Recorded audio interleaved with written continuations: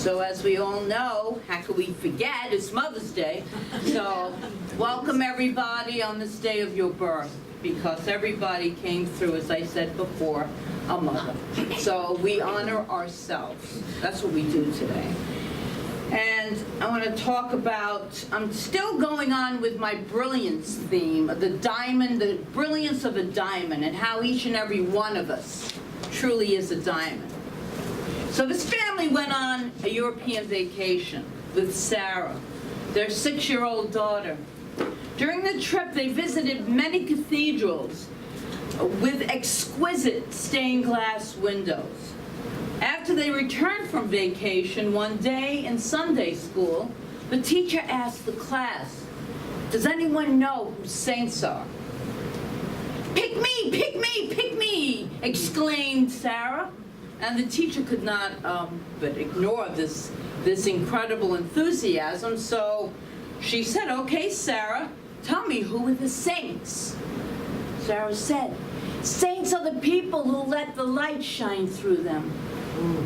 So just hold that thought, because we're going to go back to that in a minute.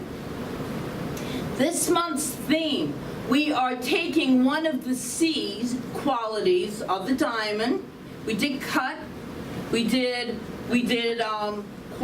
clarity, we did cut, clarity. Today we're going to do color, and next week I'm going to finish it off with carrot.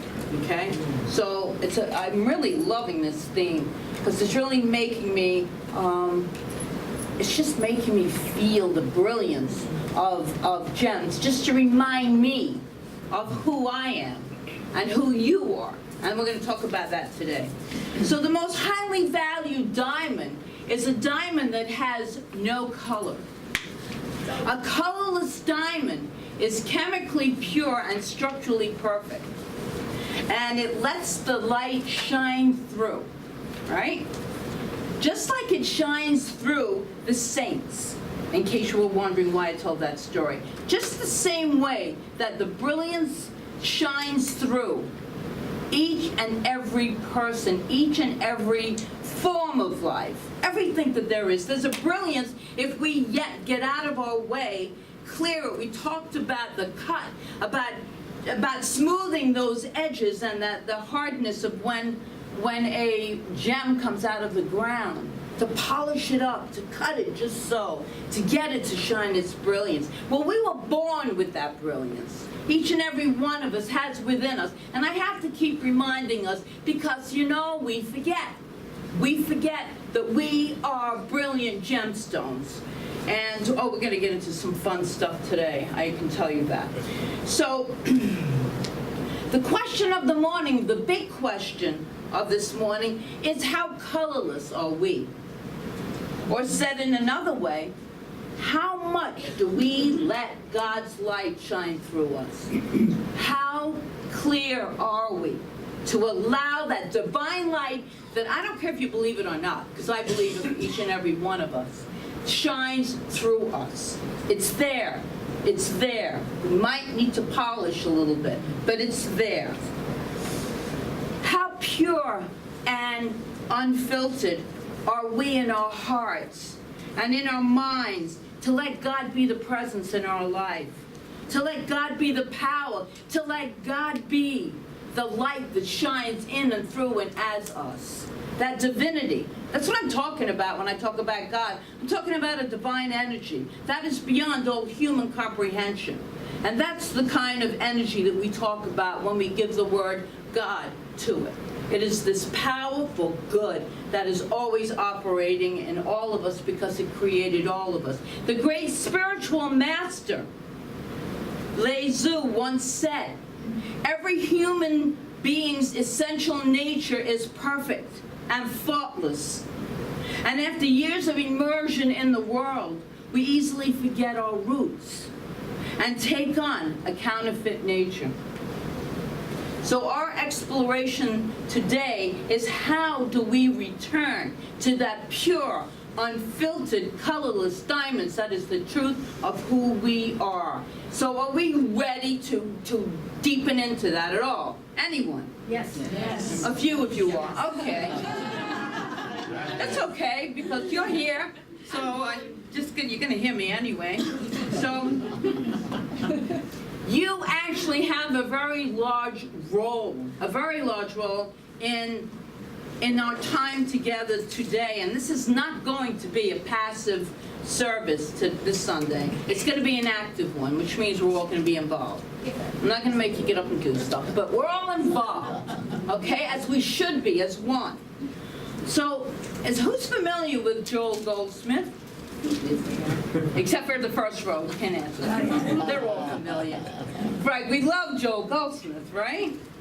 He was a contemporary of the founder of religious science, Science of Mind, Ernest Holmes. He was a contemporary and considered a modern-day mystic, so that's about 100 years ago almost. He founded the Infinite Way movement, and he authored over 20 books. So if I were going to summarize his teachings, I would say, just seek to know you as God. That's it. There's nothing else. That would be Joel Goldsmith. Boom. 20 books, one sentence or three, however you put your punctuation in. But there it is. Know the divine as yourself, right? In one of his books, Practicing the Presence, which we love, he wrote this. God is love, God is life, God is spirit, God is all. That is true whether we are saints or sinners. It is true whether we are young or old, black, yellow, or white. There are no exceptions to God. God is no respecter of persons. Love that. So this divine energy that created all that is, was, and ever shall be is of this world, but not in it. Not in it. We get to make our own choices. So that's not Joel Goldsmith, that's me. But now we go back. There is no way in which God can be left out of his own universe, but we can leave ourselves out of it. God is. There is a divine presence. Never doubt that. This God is infinite in nature, eternal, universal, impersonal, impartial, and omnipresent. But how do we avail ourselves of that which God is? How do we bring this that we know about God into our individual experience? And that's Joel Goldsmith. I'll go a little bit further, and there again is our question of the morning. There again, how can we bring the divine into our awareness? How do we cultivate knowing that we are those beautiful, incredibly sparkling diamonds, jewels? How do we know that? And that's for me, that's the whole point of having this human experience, to really deepen into that knowledge of the oneness of life that's in me, through me, and as me, and for each and every person here. And he continues, this is Joel Goldsmith here. To illustrate, we can turn to the field of music. Go to here. The principle of music is absolute. If, however, we fail to understand its principle, and the sounds produced turn into a jumble of discordant noises, we do not rail against the principle of music. We don't blame the music if a pianist or a musician plays out of tune. It's not like, well, this music doesn't work for me, you know? It's the use of it. So let's stop Goldsmith's thoughts right there for a quick moment and just reflect. Just reflect for a second. How many of us have railed against the divine, the higher power, God itself, when life appears to be a jumble of discordant noises?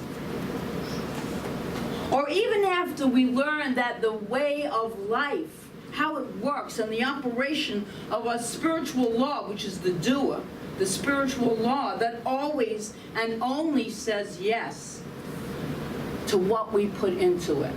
What are we thinking? What are our thoughts? What are our feelings? We cannot blame a power that created us for the circumstances in our life, because we get to choose them through choice. We are endowed with that gift of choice. How often that we have railed against this principle and maybe said things like, why does this always happen to me? This stuff doesn't work. Because we teach empowerment here. We teach that you create your life. And then that's empowerment. You have the other side of that, which is victim consciousness. And victim consciousness is, why me? Why does this always happen to me? Why is it so good for this person and that person, but not for me? That's railing against God. It's railing against ourselves. Goldsmith continues, if we fail to understand the principle of music, and the sounds produced turn into a jumble of discordant noises, we do not rail against the principle. We apply ourselves more diligently to practicing the principle until we become proficient in its application. So it must be our God experience, he says. God is, and God is here, and God is now, but God is available only in proportion to our realization and willingness to accept the discipline that is necessary for the attainment of that mind, which was also the mind of Jesus, of Christ Jesus. What was that mind? It's that mind that knew. It knew that each and every one of us is connected in this oneness. No one left out. Each one of us is part of this eternal life. That is the principles, and that is the spiritual truth that we really believe here. There is no separation. It only appears that way because we use 5 senses. There is no separation, truly, really, ultimately, and we'll all find out one way or another. I could be completely wrong, but we're all going to find out one way or another when we leave these bodies. I mean, you're going to find out. So, what the heck? I believe, you know what I believe? You want to know what I believe? Yeah. What I believe is that it's so much more optimistic and joyful to believe in this empowering teachings that we have here. Yes. It is so much better than being told that I was a sinner. And then we talked, last time I was here, we talked about being born in innocence. Not being born in sin, being born in a beautiful innocence. Yes. And that is the truth of our being. That is the truth of our being. Of Jesus, the great way shower, Ernest Holmes wrote this. He was a man who knew himself and his direct relationship to the whole.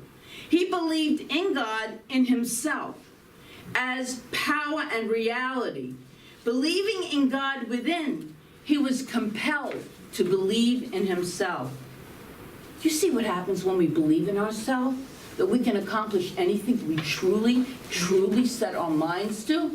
And we just stay focused on that. And to know that there is a power that is infinite in its capacity, infinite in its manifestations and demonstrations, and that power is within each and every one of us. Well, I want to look at attaining that mind in a unique way this morning. So taking the lead from the colorless diamond, because we're going to bring that back in, and I could have really spoke about the divine feminine. I could have spoke a Mother's Day talk for you all, but I'm feeling like this is being birthed to our own brilliance. This is important to know. This is important to carry with us in our hearts and our minds and our souls. So we're going to go into the diamond a little bit, and then we're going to do a little exercise here. So a diamond is a group of prisms, right? That's what a diamond is.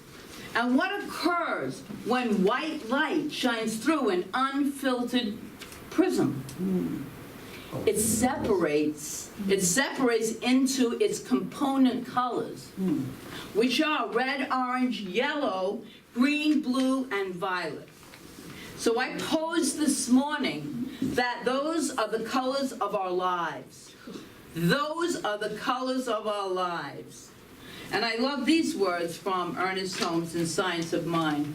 He said, as our minds become more like the divine mind, we all expand into a greater livingness. Our world created by our consciousness, and our consciousness taking its color from the perception of our relationship to the infinite. We color in our lives. And here's what I want us to do with that idea. There's a handout in your bulletin. So we're all going to have a handout. It looks like this. It's got colors on it and a diamond in the middle. I'm going to get to that. And Kathleen, does anyone need a pen? We're going to be doing a little thing here. Raise your hand. Okay. Pens are coming around. Because we are going to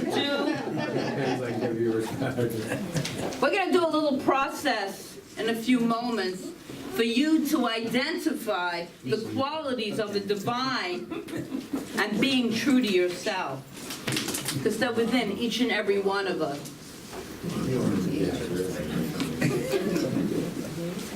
These are the colors that make up the spectrum of who you are. Okay. Carol, back here. Okay, they're coming around. The pens are coming around for those in video world.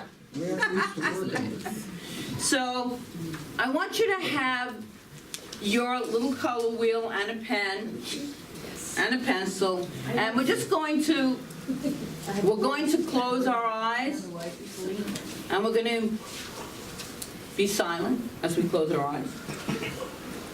And we're going to anchor ourselves for a minute. We're going to do a very brief meditation, very brief. But I want us to really take a really deep breath in, just be open and receptive. Which means, I let go of all attachment to anything whatsoever. Just be in this now moment. So I'm going to read you the qualities of each and every color. And as you deepen into just allowing the qualities to come through, there could be qualities that I don't even speak of, but I want you to write down the quality in that color on your wheel. So I'm going to give you some words to describe each color. And if you like any, just in that silence, write it down on that color. Red is energy, strength, vigor, power, passion. I'm going to repeat them again. Determination and love. Energy, strength, vigor, power, fire, determination, passion, love. And then we move on to orange. Enthusiasm, fascination, creativity, success, victory, encouragement, support. Enthusiasm, fascination, creativity, success, victory, encouragement, support. We move on to yellow, just like our yellow tulips up here. I was struck when I walked in the room. Yellow is joy, happiness, lightheartedness, intelligence, freshness, newness, spontaneity. How about cheerfulness? Bright yellow flowers, beautiful. Centuries ago, yellow was associated with honor and loyalty.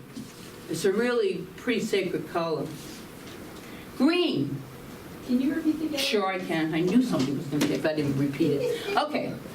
Joy, happiness, lightheartedness, intelligence, freshness, newness, spontaneity, cheerfulness. And then centuries ago, it was associated with honor and loyalty. Thank you.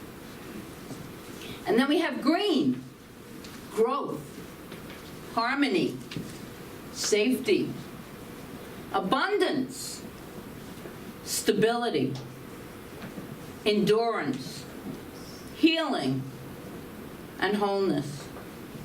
Growth, harmony, safety, abundance, stability, endurance, healing, and wholeness.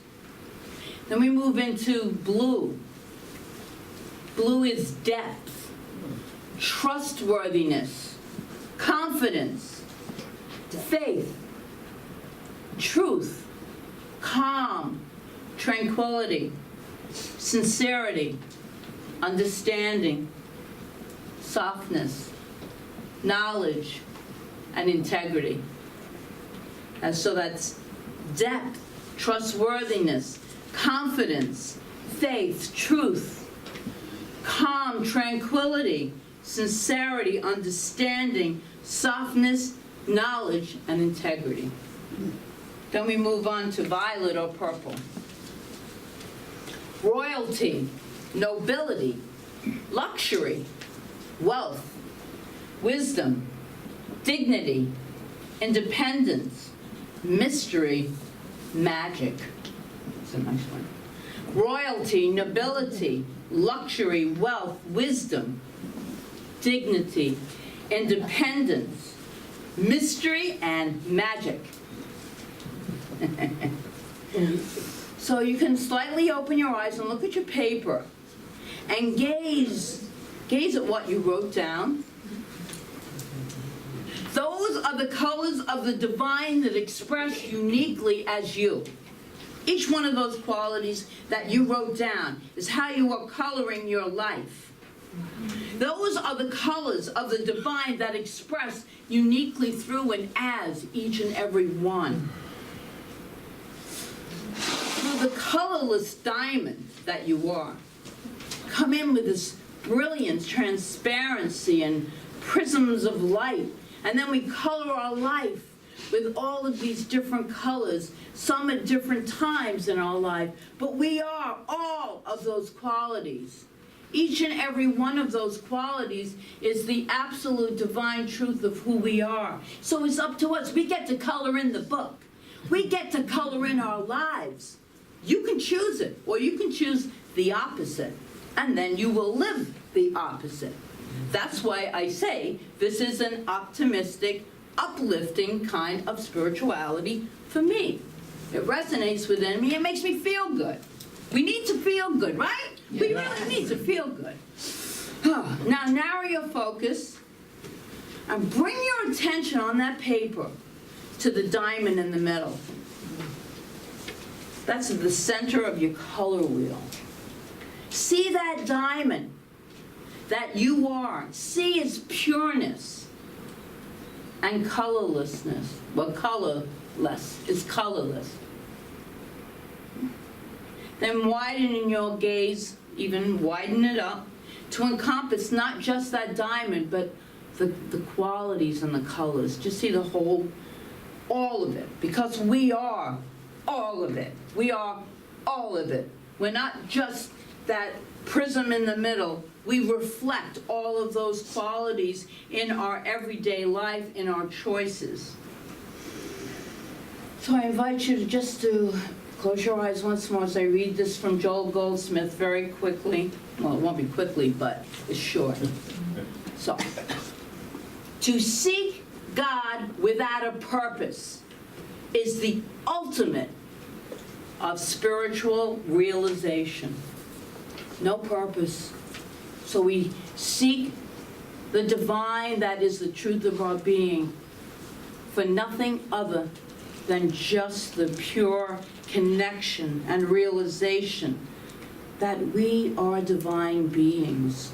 We truly are.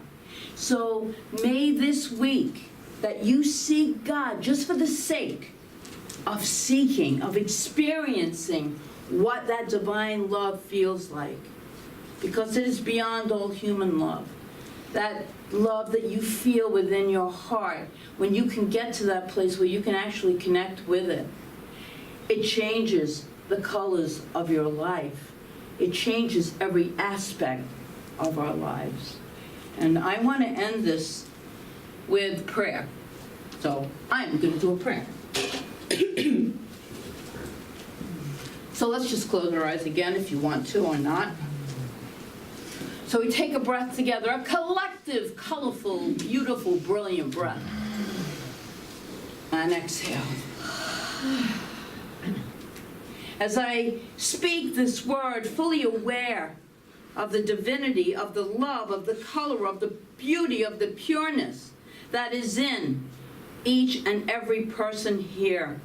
Each one here is a beautiful creation, birthed out of the nature of love itself, birthed out of the nature of clarity, of truth, of beauty, of all of those incredible qualities. And those are the qualities of this infinite energy, this divine power, this perfection, this eternal goodness that is in the heart of each one of us. That heart within each one of us, I declare through this word, is being cleared and polished and allowing the brilliance to shine forth from it out, from an inward outward. And so I know that each one proceeds in this moment and in every moment on this day with great beauty in their hearts, with those qualities that we spoke of, expressing in each and everyone's life in ways we could not imagine. Remember, we just know the why we want something, why we desire something, and we allow that universal force of good to bring the how into our life, how it comes about. We surrender, we let it go, we put it into the law of God, that law, that receptacle that takes our words and brings them forth as demonstrations in our life. That's how the law of attraction works. That's how the law of cause and effect work. We think it and we feel it and we allow it to take its own color, its own form, and bring the most beautiful outpicturing of our desires into our lives. And I am so grateful to really know that truth. I am so grateful that the love of God brought each one here this day. As we celebrate our birth, it's always, to me, Mother's Day is always our birth. We celebrate our birth into a new expression of who and whose we are.